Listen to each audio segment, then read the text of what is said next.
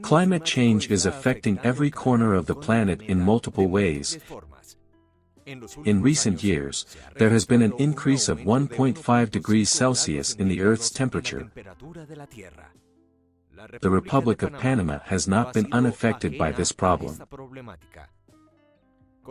The dry arc is the name given to the only region of this country that involves 4 provinces: Panama, Coclé, Herrera and Los Santos, which have a much greater rainfall deficit than the rest of the territory and frequently report drought periods of up to 7 months with an average rainfall of 1,500 millimeters per year and longer periods of drought, coincidentally related to the occurrence of the El Niño phenomenon. The low rainfall causes a significant drop in river flows in the region, negative effects on grazing areas used for livestock, and the availability of water for agricultural, industrial, and domestic activities. Today in TV Agro, we will share some of the challenges that have faced agro-livestock Don Arcelio, in environmental, agricultural and new opportunities that have arisen to develop an elite livestock with the Girolando breed, under parameters of quality, competitiveness, balance with the environment and the social environment to produce a grade A milk, becoming one of the most prominent in this country. My name is Belgica Aguilar. I am the administrator of Agro Livestock Don Arcelio, a family business dedicated to agriculture and livestock managed by the 3rd generation of the Sainz Sucre brothers, dedicated to the sale of Girolando animals and the sale, above all, of grade A milk.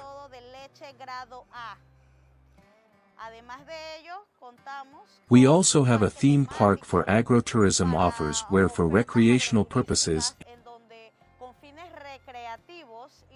and, above all, for educational purposes we show the population everything that a day on the farm entails.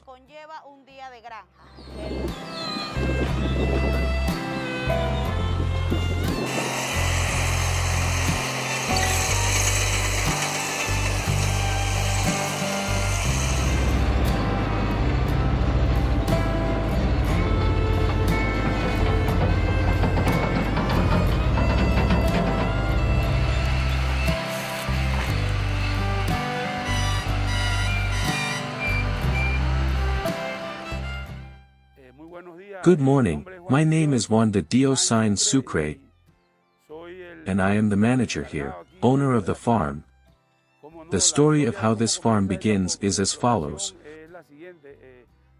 We come from the 3rd generation of a working family of agriculture and livestock. And well, we grew up watching the development of work.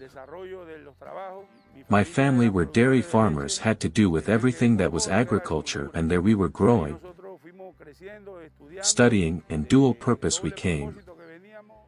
We changed to breeding cattle and breeding cattle. We decided for specialized dairy, we chose the Girolando cattle. We did it here in the farm with an imported cow holding from the United States, and today we have a herd of 80–90% Girolando, developed here in the herd and in the farm. Very good morning, my name is Josue Terrero. I am in charge of the animal production area here at Don Arcelio Farm. We have the girl cows behind us, which we use on this farm as a donor for in vitro fertilization and embryo transfer. Well, in this nucleus of donors there are 14 to 16 animals, which are used for the donor. But in production we have 6 girmas, which we also use as donors. The project is 300 cows in production. This goes up and down according to the appearances. Today we are around 260. We produce in summer we have produced up to 3.200 liters. Now that this pandemic has passed the rise of grains, everything that has been on the rise, we have had to reduce and improve the formula of concentrate that are made on the farm, and we have had to plant. With making food on the farm, then plant corn, sorghum, good pastures to reduce the use of grains and increase the use of food made on the farm, and got a liter of milk cheaper or more in line with reality. The agricultural management of a dairy farm is mainly based on knowing how to efficiently manage the feed that will be supplied to the animals. We are implementing a risk to gradually increase the amount of food in the summer, but we plant with the rains, 2 cobas, from May to August and August to December. We plant corn, we make corn silage, and part is also left for grain corn and grain sorghum, in addition to the pastures that are grown for animal feed. Well, here we are in the sorghum planting plots. Here, as we see in the back part, we see a sorghum of 7 to 8 days old. In the back part we see a sorghum of 12 to 15 days old, and so on until we reach sorghum of 30 days old, where it is ready to be cut. This sorghum is used as fodder sorghum. It is given fresh to the cattle. The tract now comes to make the cut, and then it is taken to the animal feeders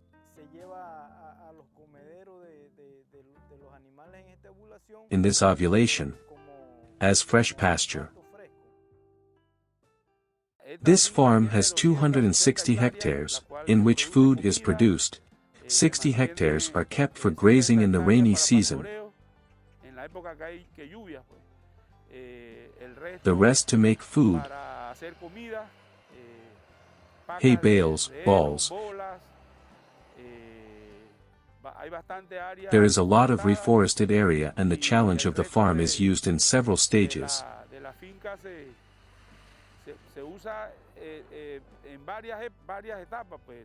As planting, grazing, and that is the use we have given to the farm. Feeding is the key to an efficient dairy production. Offering quality forage for a good conversion with the help of the mixer ensures a fast and homogeneous mixture of forage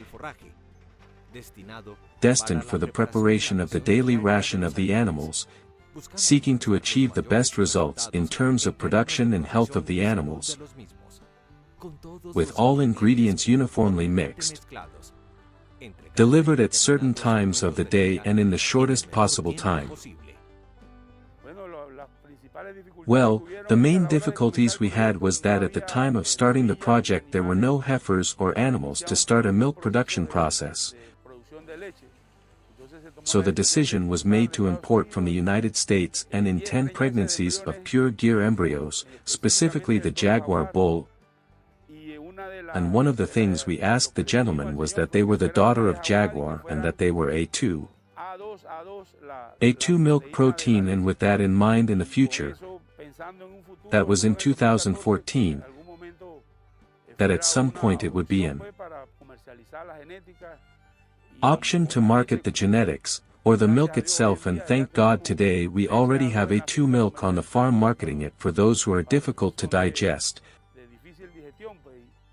That milk helps a lot, proven, and we already have about 100 animals tested here on the farm, A2.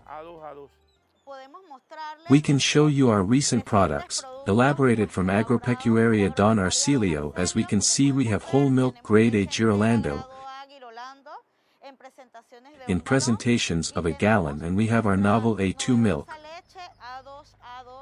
the pioneers in Panama since 2014, with this milk with A2 animals. It is very beneficial for those patients allergic and intolerant to lactose. Today we sell pasteurized milk, normal milk, and A2 milk. We sell pressed cheese, we sell yogurt, and we sell dulce de leche. Pasteurized milk has been well received, because the fat is not removed, no preservatives are added, it is just as it comes out of the cow, only pasteurized. And in the area here near the Natalia Agua Dulce farm, the production is being sold and it has had a lot of impact. We are selling the production and it has had a great impact, people have liked it a lot. As for the regenerative cattle ranches, we are working a lot on investing solar energy to produce the self-consumption energy that we consume. We have worked a lot on compost, here we have it in front of us. We are going to have a lot of fertilizers for planting corn, for planting sorghum. So we do not have to use so much chemical fertilizers because of the costs and many things that damage the soil, and well, the only way to sustain and be more sustainable, this is that way, being friendly with the environment. We have many trees on the farm, so there is a lot of shade for the animals, and that is what it is about. Taking care of the environment, and at the same time that production can be given. With their economy in mind, they implemented a photovoltaic plant to generate clean energy that supplies all the processes related to livestock production. When we check the help that the facilities give us, it has 40 centimeters of bedding, which is coffee husk, the rest is excrement and urine from the cows. The comfort it gives us, that is less lameness, it helps us to keep the udders very clean. We have lowered the somatic cells a lot, which is transformed into quality milk. The cows are calmer, they lie down longer and lie down longer because the bedding is very dry and good. They produce more milk, and in this compost bar we have the cows. Until the first 100 days or so, we have it divided into two pens. There is a pen where the elite cows are. There we have a production of 23 to 25 liters per cow, in the two milkings, and the next pen are the high cows, we call it, that have a production of 19 to 21 liters. There, what we have, as the word says, is comfort for them to express all their genetics, eating and producing milk.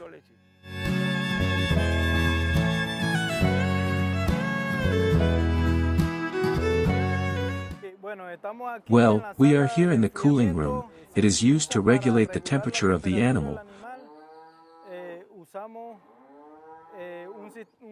We use a software that is automatically programmed to throw 3 minutes of water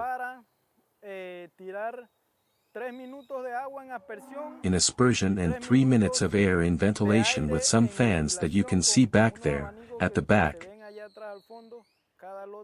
Each batch lasts approximately 30 minutes inside the cooling room. Then they go out and enter again to the compost bar, which is the feeding area of the animals. Here what we are looking for is to regulate the temperature of the animal, and that at the moment of milking it transforms into more milk production. The cows are not handled for milking, they are milked loose. We do not have to apply oxytocin to these hormones, so that the milk goes down.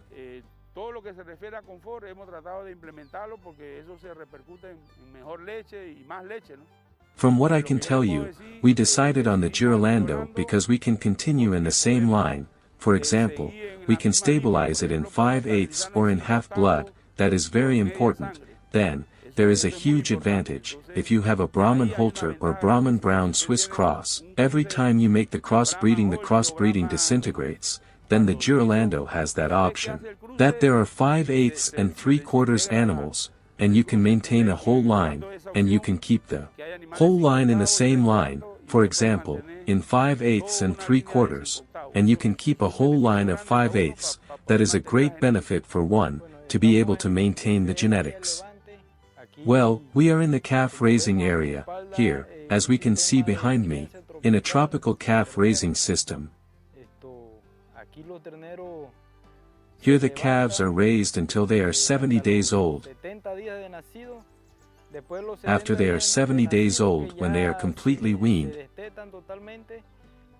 they go to some cages that are next door, where they stay for 30 days more.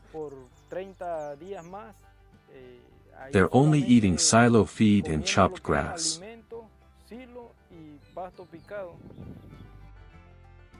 The Girolando heifers, half-blood and 5/8, are pre-selected from birth.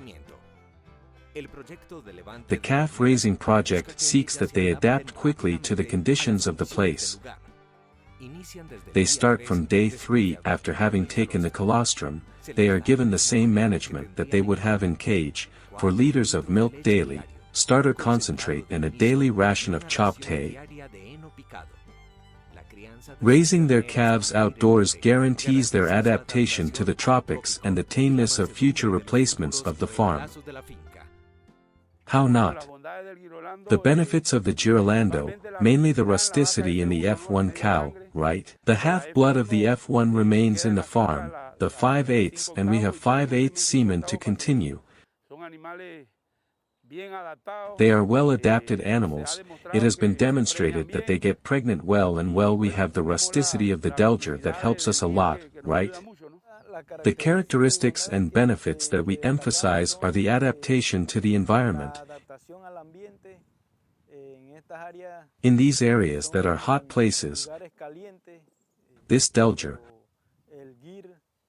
adapts very well. This region has been affected for several years by drought and water shortages for livestock.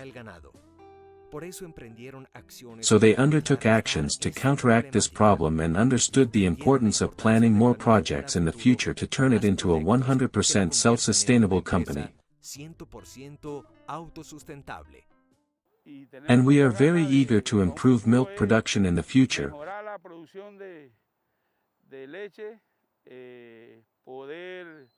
to be able to industrialize most of the milk we produce. The human capital, we have invested in a lot of training. We have made all the work protocols in each place so that the person knows and is trained on the work to be done, and with their help, it is the only way to move forward, training the workers and teaching them, well, what the breed is, why the changes are made, why the protocols are made, and this way we move forward. Right? Well, the most important thing is to talk to the young people, to encourage the young people, the generational relay,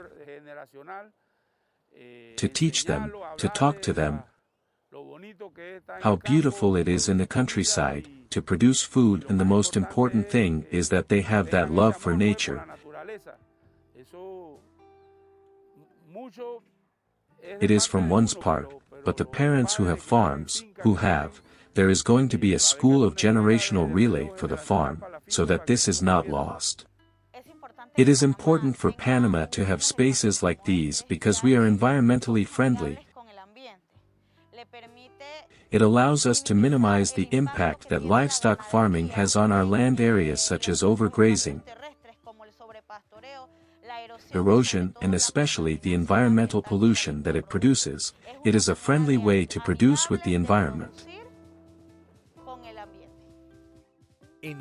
At Agropecuaria Don Arcelio, they work taking care of the environment, and for this to work, human capital is vital. The training of their employees, the follow-up, the traceability of the feeding tasks, the information and communication of the whole team, strengthen their administration, improve the economy of a dairy industry that has innovated and technified its production, making them a reference within the dairy industry in Panama. To all my people from Latin America, we invite you to Agro Livestock Don Arcelio and Eco Park to enjoy a farm day surrounded by nature. Well, for now we thank you and are happy that you are here in Panama, and that helps. That is part of what helps the generational relays to see that the field exists and that many interesting things can be done in TV Agro Colombia. Well, always at your service. Bueno, a la orden siempre.